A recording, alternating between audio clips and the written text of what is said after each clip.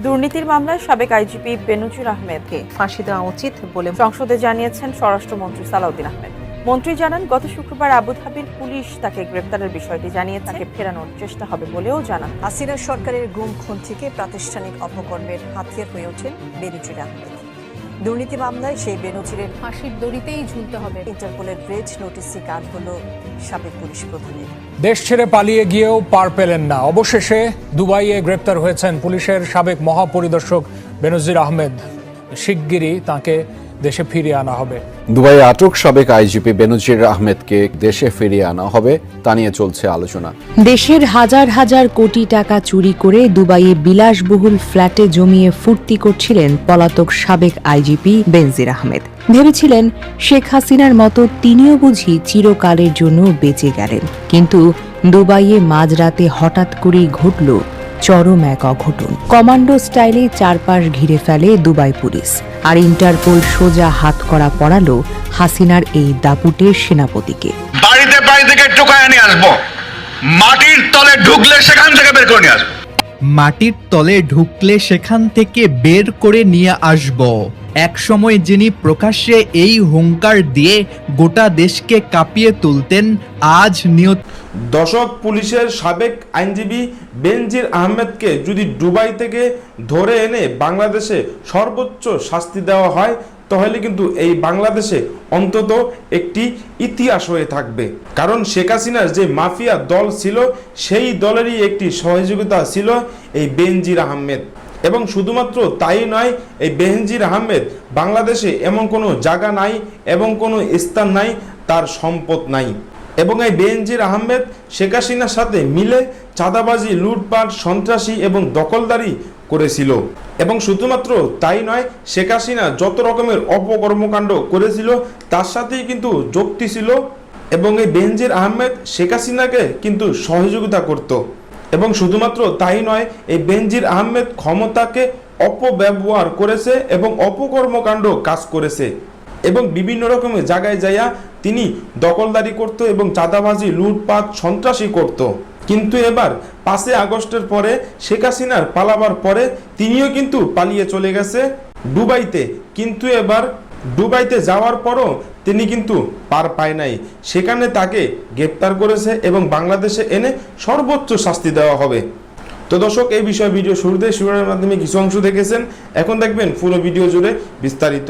তার আগে সবাই কাছে একটা অনুরোধ করব, যারা আমার চ্যানেলে নতুন আসছেন অবশ্যই চ্যানেলটা সাবস্ক্রাইব করে দিবেন, পাশে থাকা বেল আইকনটি অল ক্লিয়ার করে বাজিয়ে দিবেন। তো দর্শক, চলেন আমরা দেখব এই যে বিএনপির নেতাকর্মীরা বেনজির আহমেদকে যে দুবাই থেকে গ্রেপ্তার করে এনে বাংলাদেশে সর্বোচ্চ শাস্তি দিতেছে, সেটা আমরা দেখার আগে দেখব পুলিশের সাবেক আইনজীবী বেনজির আহমেদকে কিভাবে দুবাইতে গ্রেপ্তার করেছে এবং কিভাবে তাকে বাংলাদেশে এনে সর্বোচ্চ শাস্তি দিবে। তো আমরা এই বিষয়টি দেখবে, পরবর্তী ওই বিষয়টি দেখব।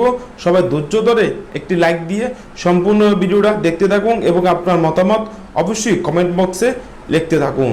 পৃথিবীর ইতিহাসের সবচেয়ে বড় বড় সম্রাট আর রাজাদের পতন কিন্তু বাইরের কোনো শত্রুর হাতে হয়নি। রোমান সম্রাট জুলিয়াস সিজার থেকে শুরু করে বাংলার শেষ স্বাধীন নবাব সিরাজউদ্দৌলা, সবারই পতন হয়েছে একদম কাছের সবচেয়ে বিশ্বস্ত মানুষের বেইমানির কারণে। ইতিহাস বারবার একটি অমোঘ সত্য আমাদের সামনে তুলে ধরে, আর তা হলো বড় বড় ক্ষমতাবানদের পতন কখনোই বাইরের শত্রুর হাতে হয় না, তাদের পতন ঘটে সবচেয়ে কাছের এবং অত্যন্ত বিশ্বস্ত মানুষের হাতে। ঠিক এমন এক অবিশ্বাস্য, রোমহর্ষক এবং হলিউডের ক্রাইম থ্রিলার সিনেমাকেও হার মানানো বিশ্বাসঘাতকতার শিকার হয়েছেন বাংলাদেশের বিগত সরকারের আমলের অন্যতম প্রতাপশালী এবং দুর্ধর্ষ সাবেক পুলিশ প্রধান বেনজির আহমেদ। যে মানুষটির পাতা নিখুঁত আইনি ও বেআইনি জালে একসময় এদেশের হাজারো রাজনৈতিক নেতা এবং সাধারণ মানুষ নির্মমভাবে আটকা পড়েছে, সেই মানুষটি কিনা শেষমেশ নিজের অত্যন্ত ঘনিষ্ঠ এক বন্ধুর পাতা অতি সাধারণ এক ফাঁদে পা দিয়ে ভিন দেশের কারাগারে শেকল পড়লেন। দুবাই পুলিশের হাতে এভাবেই ধরা পড়লেন এক সময়ের দাপুটে আইজিপি বেনজির আহমেদ। কিন্তু কিভাবে ঘটলো এই নাটকীয় ঘটনা? কেন তার সবচেয়ে কাছের বন্ধু তাকে পুলিশের হাতে তুলে দিলেন? আর আন্তর্জাতিক আইনের নানা মারপ্যাঁচ পেরিয়ে ঠিক কোন প্রক্রিয়ায় তাকে ঢাকার মাটিতে ফিরিয়ে আনা হচ্ছে? চলুন আজকের এই মেগা বিশ্লেষণে একদম সহজ ভাষায় পর্দার আড়ালের অজানা সেই রুদ্ধশ্বাস গল্পগুলো জেনে নেওয়া যাক। ঘটনাটির শুরু হয় গত 12ই জুন। অন্যান্য সাধারণ দিনের মতোই সংযুক্ত আরব আমিরাতের দুবাইয়ে নিজের বিলাসবহুল বাসভবনে পরিবারের সাথে সময় কাটাচ্ছিলেন আত্মগোপনে থাকা বেনজির আহমেদ। দেশে তার বিরুদ্ধে হাজার কোটি টাকার দুর্নীতির মামলা থাকলেও বিদেশে বিপুল বিনিয়োগ এবং বিলাসবহুল জীবনযাপনের কারণে তিনি হয়তো নিজেকে ধরা ছোঁয়ার একেবারেই বাইরে ভাবছিলেন। কিন্তু হঠাৎ করেই বেজে ওঠে তার মোবাইল ফোন।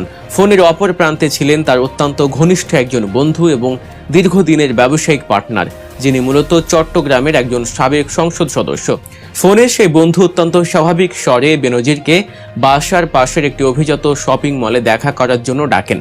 নিজের সবচেয়ে বিশ্বস্ত বন্ধুর এই ডাকে বিন্দুমাত্র সন্দেহ করার কোনো কারণই ছিল না সাবেক এই আইজিপির। কিন্তু শপিং মলে পা রাখতেই বেনজিরের চোখের সামনে যেন পুরো পৃথিবী উল্টে যায়। সেখানে বন্ধুর সাথে চায়ের আড্ডার বদলে তার জন্য অপেক্ষা করছিল দুবাই পুলিশের একটি চৌকস কমান্ডো দল। মুহূর্তের মধ্যেই তাকে চারপাশ থেকে ঘিরে ফেলে আটক করে থানায় নিয়ে যাওয়া হয়। বেনজিরের পরিবারের একসময়ের স্টাফ অফিসারদের দেওয়া তথ্য অনুযায়ী গ্রেফতারের পর সেই চরম মুহূর্তে দুবাই পুলিশের সাথে সেই সংসদ সদস্য বন্ধুর নিজস্ব লোকজনও সেখানে উপস্থিত ছিল।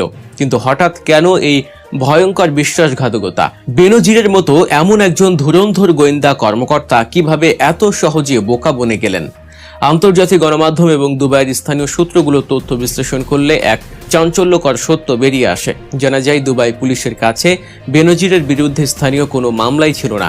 বাংলাদেশ পুলিশ ইন্টারপোলের মাধ্যমে যে রেড নোটিশ জারি করেছিল সেটি সম্পূর্ণ ব্যক্তিগত উদ্যোগে দুবাই পুলিশের হাতে তুলে দিয়ে এই আটকের মেগা নাটক সাজিয়েছেন খোদ ওই সংসদ সদস্য বন্ধুই। বিশ্লেষকদের মতে এর পেছনে লুকিয়ে থাকতে পারে বিশাল কোনো ব্যবসায়িক দ্বন্দ্ব বা শত কোটি টাকার আর্থিক স্বার্থ। পতিত স্বৈরাচারের আমলে যারা ক্ষমতার চরম অপব্যবহার করে অবৈধ সাম্রাজ্য গড়ে তুলেছিলেন, তাদের নিজেদের মধ্যকার সম্পর্ক কখনোই বিশ্বাস বা আদর্শের উপর দাঁড়িয়ে থাকে না। টাকার ভাগাভাগি নিয়ে সামান্য দ্বন্দ্ব দেখা দিলেই তারা একে অপরকে ধ্বংস করতে দ্বিতীয়বার ভাবেন না। বেনজিরের এই ঘটনাটি মূলত অপরাধ জগতের সেই চিরাচরিত নিয়মকেই আবার প্রমাণ করল। অপরাধীদের নিজেদের মধ্যে কোনো বিশ্বস্ততা থাকে না। বেনজির আহমেদের এই আটকের খবরটি শুধু দুবাইয়ের মরুভূমিতে সীমাবদ্ধ থাকেনি, এটি মুহূর্তের মধ্যেই দাবা নলের মতো ছড়িয়ে পড়েছে ভারতের দিল্লি এবং কলকাতায়। 5ই আগস্টের রাজনৈতিক পট পরিবর্তনের পর আওয়ামী লীগের যে অসংখ্য শীর্ষ নেতা এবং দুর্নীতিগ্রস্ত পুলিশ কর্মকর্তা ভারতে বা অন্য দেশে আত্মগোপন করে আছেন, এই খবরটি তাদের মনে চরম আতঙ্কের সৃষ্টি করেছে। তারা এখন হাড়ে হাড়ে টের পাচ্ছেন যে কাঁড়ি কাঁড়ি কালো টাকা আর বিদেশে বিলাসবহুল আশ্রয় থাকলেই কেউ নিরাপদ নন। দেশের আইন হয়তো তাদের তাৎক্ষণিকভাবে ছুঁতে পারছে না, কিন্তু নিজেদের ভেতরের ক্ষোভ, টাকার লোভ এবং স্বার্থের দ্বন্দ্বই যে কোনো সময় তাদের পতনের মূল কারণ হতে পারে। বেনজিরের মতো এমন একজন প্রতাপশালী ব্যক্তি যদি নিজের বন্ধুর দ্বারাই এভাবে বিক্রি হয়ে যেতে পারেন, তবে আত্মগোপনে থাকা অন্যান্য পলাতকদের জন্য এটি এক বিশাল অশনি সংকেত।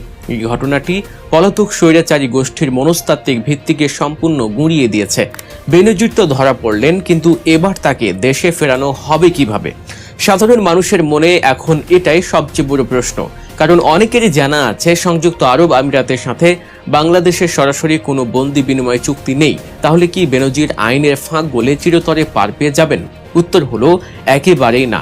আন্তর্জাতিক আইন এবং কূটনীতির কিছু সুনির্দিষ্ট প্রক্রিয়া রয়েছে, যার মাধ্যমে তাকে দেশে ফিরিয়ে আনা শতভাগ সম্ভব এবং বর্তমান প্রশাসন সেই পথেই শক্তভাবে হাঁটছে। দর্শক, বিএনপি ক্ষমতায় আসার সাথে সাথে একের পর এক শেখ হাসিনার অপকর্মকাণ্ডর ফাঁস করে দিচ্ছে এবং পুলিশের সাবেক আইনজীবী বেনজির আহমেদকে দুবাই থেকে গ্রেপ্তার করে বাংলাদেশে এনে তার সর্বোচ্চ শাস্তি দিবে বিএনপি।